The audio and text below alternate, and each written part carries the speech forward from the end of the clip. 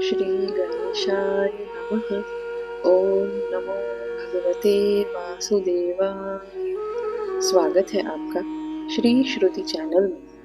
मैं अत्यंत आनंदित हूँ कि आप श्रीमद् भागवत के पठन और श्रवण की इस भक्ति यात्रा में मेरे साथ जुड़े हैं। बचपन में पहली बार श्री कृष्ण के बारे में जानने के क्षण से मैं नितांत उनसे आकर्षित रही हूँ। इतने वर्षों बाद उन्होंने मुझे ये प्रेरणा दी है कि मैं उनकी लीलाओं का आनंद इस प्रकार सबके साथ साझा करूं। यह कार्य मेरे लिए अत्यंत हर्षपूर्ण, दिव्य अनुभूतिदायक और सद्भाग्यपूर्ण है।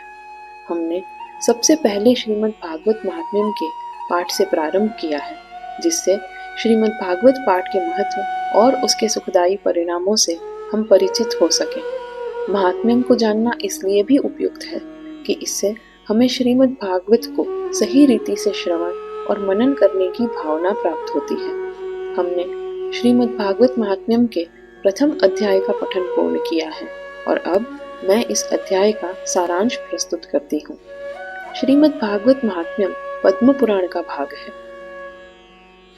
महात्म्यम का प्रारंभ भगवान श्री कृष्ण द्वैपायन वेद व्यास जी, पृथा पुत्र अर्जुन और साथ ही श्री सुखदेव जी की वंदना से होता है।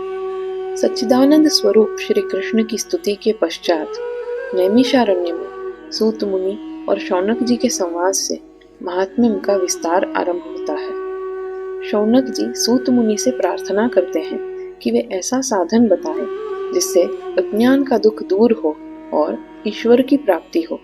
सूत मुनि श्रीमद् भागवत कथा के श्रवण को कलयुग में सबसे श्रेष्ठ बताते हैं। वे श्री सुखदेव जी का उल्लेख करते हैं, जिन्होंने संसार में पहली बार यह कथा राजा परीक्षित को सुनाई थी, जिसके फलस्वरूप राजा को मोक्ष प्राप्ति हुई थी। फिर वे ब्रह्मा जी की कथा सुनाते हैं, जब उन्होंने संसार की अनेक वस्तुओं के सामने भागवत को तोला था और सबसे भारी पाया था।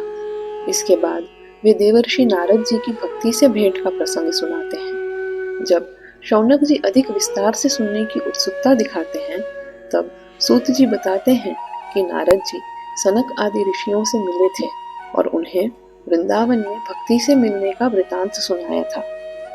इस कथा में अत्यंत उत्कृष्ट रूपक के माध्यम से बताया गया है कि भक्ति एक सुंदर युवती है और ज्ञान तथा वैराग्य उसके दो पुत्र।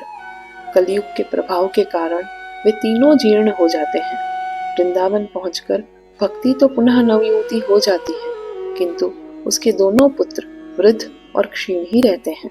कौतूहल और दुख में डूबी भक्ति जब नारद ऋषि से मिलती है तो वह उनसे स्थिति का समाधान पूछती है। तब नारद जी बताते हैं कि यह घोर कलयुग है, इसलिए संसार का सब सार और सत्व नष्ट हो गया है। वृंदावन श्री कृष्ण की लीला भूमि है, इसलिए भक्ति को नवयौवन प्राप्त हुआ, किंतु ज्ञान और वैराग्य को कोई नहीं पूछता, इसलिए वे वृद्ध और क्षीण ही रहे। यहाँ एक सुंदर पंक्ति है जो नारद जी कहते हैं, यत् फलम नास्ति तपसा न योगेन समाधिना तत्फलम लभते सम्यक कलौ केशव कीर्तनात्। अर्थात जो फल तप, योग और साधना से नहीं मिल सकता, वह फल इस कलिकाल में श्री हरि कीर्तन से मिल जाता है। इस प्रकार नारद जी भक्ति को आश्वासन देते हैं कि श्री हरि सब कल्याण करेंगे। भक्ति कृतज्ञ होकर कहती है कि देवर्षि से भेंट सदा सद्भाग्यपूर्ण होती है और इससे समस्त सिद्धियां प्राप्त होती हैं। इस प्रकार प्रथम अध्याय का समापन होता है। हमारे पौराणिक कथाओं में कई महत्वपूर्ण व्यक्ति हैं। उनके परिचय हेतु मैं कुछ पृष्ठभूमि बताना उचित समझती हूँ, जो प्रासंगिक होने के साथ साथ रसप्रद भी होंगी। महर्षि वेद व्यास जी महाभारत के रचयिता हैं और श्री सुखदेव जी उनके अयोनिज पुत्र।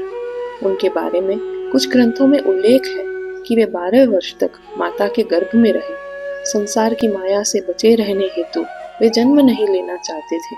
श्री हरि ने उन्हें आश्वासन दिया कि संसार की माया का उन पर कोई प्रभाव नहीं होगा, तभी उन्होंने जन्म लिया। गर्भ में ही उन्होंने वेद, उपनिषद, पुराण और तत्वदर्शन का ज्ञान प्राप्त कर लिया था और जन्म के तुरंत बाद ही वे संन्यास लेने चल पड़े थे।